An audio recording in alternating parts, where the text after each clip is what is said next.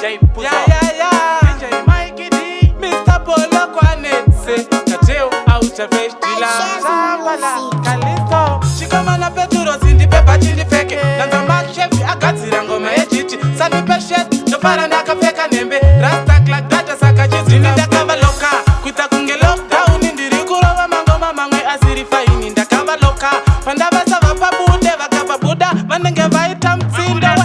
Selem Sentimi, Buying the Shoro Pots, Driver, my Toti, Iwa in Bots, Nasinda Imba, Timmy Makupuru Roots, Disatinda Buddha, Mama Kunditi Wins,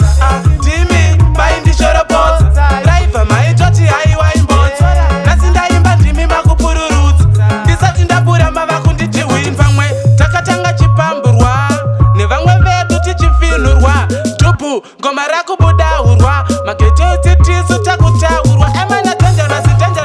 Master Tune, Iwe Marvelous, Anyo Bandaras, Electrocians, remember Polo when I'm a real gangster ass, tell them Saka,